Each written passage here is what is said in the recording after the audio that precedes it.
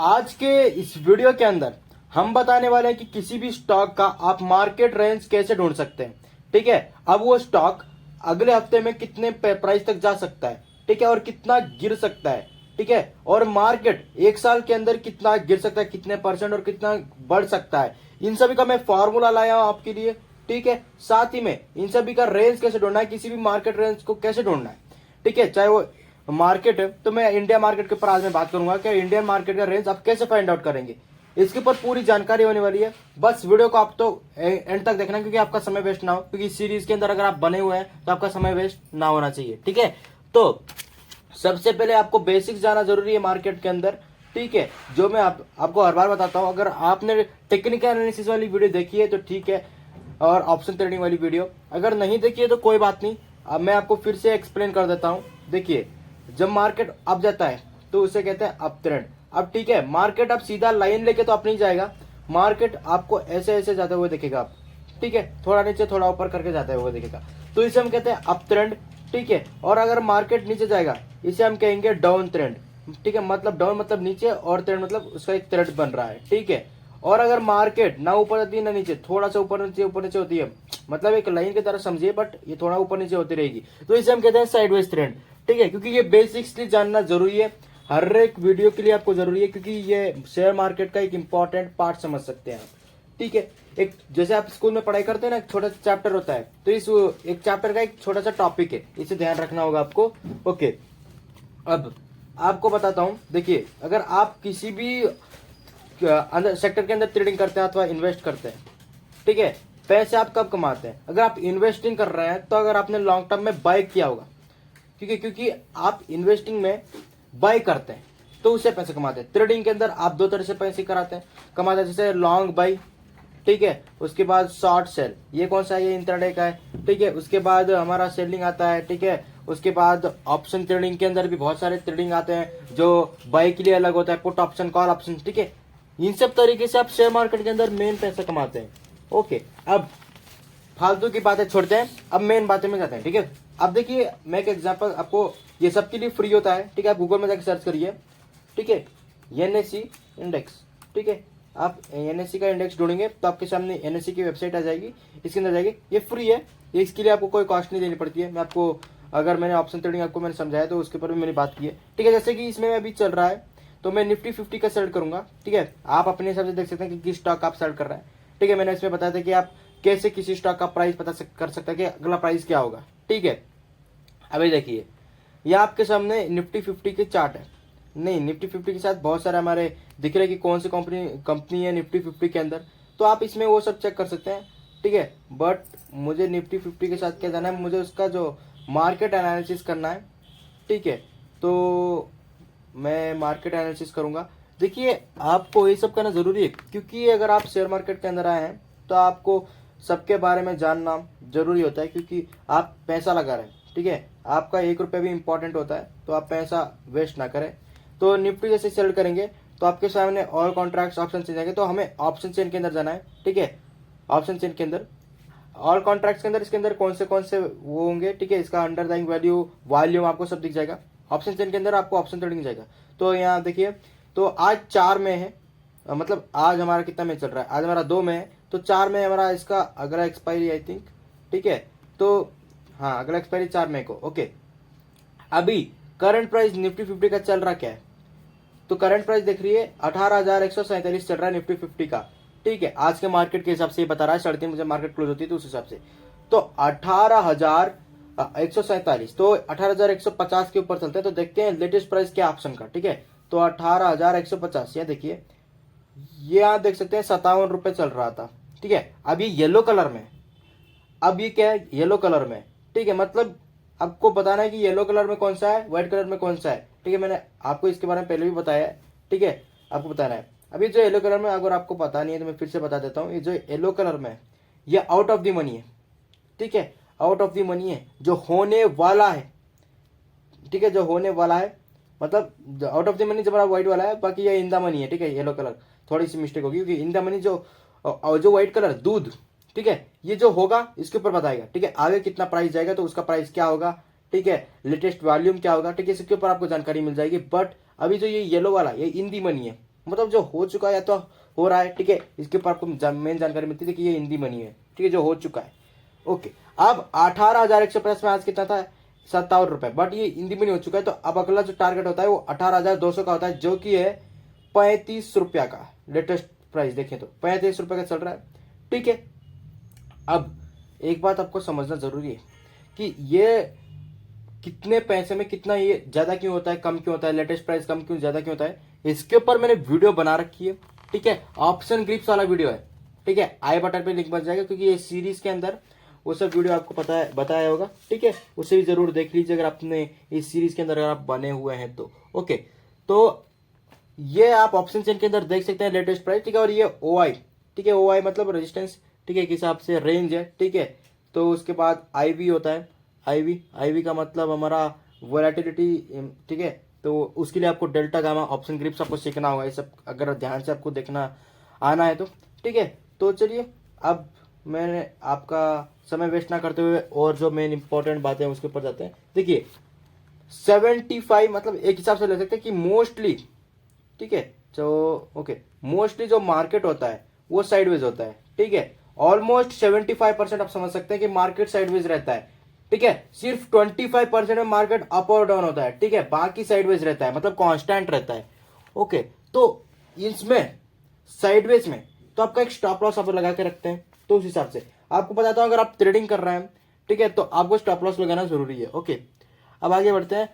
अब मैंने कहा था कि कोई भी अगर मार्केट, इंडिया मार्केट ही मैंने बोला था कि मार्केट की रेंज कैसे पता करें, तो सिर्फ फिर से गूगल में आ जाइए और यहाँ आपको कुछ सर्च नहीं करना। IV मतलब इंडेक्स, ठीक है, IV मतलब इंडिया, ठीक है, इंडिया विक्स। ओके, तो ये इतना सर्च कर दीजिए, आपके सामने आ जाएगा 11.90, 11.90, ठीक है, मतलब 11.90, ठीक है। अब ये 11.90 है क्या, आपको ये इतना देख लेना है, ठीक है। अब मैं आपको आगे बताता हूँ ये है क्या। ओके, अब मैं आपको समझाता हूँ। देखिए ये जो 11.90 है, 11.90, ठीक है, इंडिया विक्स, ये परसेंटेज है कि अगले 365 दिन अथवा एक साल में, ठीक है, कि इंडिया की जो मार्केट है वो 11.90% गिर सकती है अथवा 11.90% बढ़ सकती है, ठीक है। ये आपको बताता है कि अगले एक साल में क्या हो सकता है, ठीक है। ऐसा नहीं कि सिर्फ बढ़ेगी, गिर भी सकती है, ठीक है। तो इंडिया विक्स से आपको पता चलता है कि कितना परसेंटेज है कि एक साल में गिर सकती है अथवा बढ़ सकती है, ठीक है। और आपको मोस्टली पता है कि जब हमारा जो मार्केट में वॉलेटिलिटी बढ़ती है घटती है, ठीक है, ये कब होता है, ठीक है। मैंने IV बताया था ना अभी, जो NSE की चेन में, ठीक है, चलिए मैं NSE की चेन में आपको IV दिख रहा था ना, उसे हम क्या कहते हैं, उसे हम कहते हैं वॉलेटिलिटी इंडेक्स, ठीक है, वॉलेटिलिटी इंडेक्स, कितनी वॉलेटिलिटी है, कितनी वॉलेटिलिटी है। ओके, ये आपको जरूर जानना है। ओके, तो आप देखते हैं ये आप फॉर्मूला कैसे कि मार्केट कितना गिरेगा कितना घटेगा, ठीक है, तो ये कैसे पता करेंगे आप।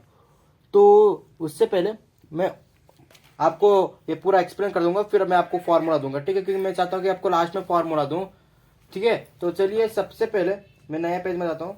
ओके, अब देखिए यहाँ आपको मैं फिर से ले जाता हूँ निफ्टी की चेन में, ठीक है, ऑप्शन चेन में। तो यहाँ देख सकते हैं यहाँ OI है। ओके, तो देख सकते हैं मैं ऑप्शन चेन के अंदर आ चुका हूँ। अब देखिए यहाँ बहुत सारे आपको ऑप्शन दिख रहे होंगे, OI, IV, ठीक है। अब IV जो है इसे कहते हैं हम वॉलेटिलिटी इंडेक्स, ठीक है, कि मार्केट की वॉलेटिलिटी क्या हो सकती है, ठीक है। फॉर एग्जांपल आज गया था 18,150 का है, ठीक है, लेटेस्ट वैल्यू देखे तो उसकी वॉलेटिलिटी चेक करने के लिए देखिए 18,150, अगर आप IV चेक करेंगे तो कितना का है 11.41, ठीक है, 11.41। और ऑप्शन ग्रीक्स थीटा, और आपको थीटा समझाना जरूरी है। देखिए थीटा सेलर्स के फेवर में होता है, वहीं पे जो ये IV है, ठीक है, ये IV ये बायर्स के फेवर में होता है, ठीक है, इतना आपको जानना है। बाकी आपको ऑप्शन ग्रीक कंप्लीटली आपको जानकारी हासिल करनी तो उसका वीडियो आई बटन पे लिंक मैंने कह दिया। ओके, तो देखिए जब IV, ठीक है, IV मतलब वॉलेटिलिटी इंडेक्स बढ़ता है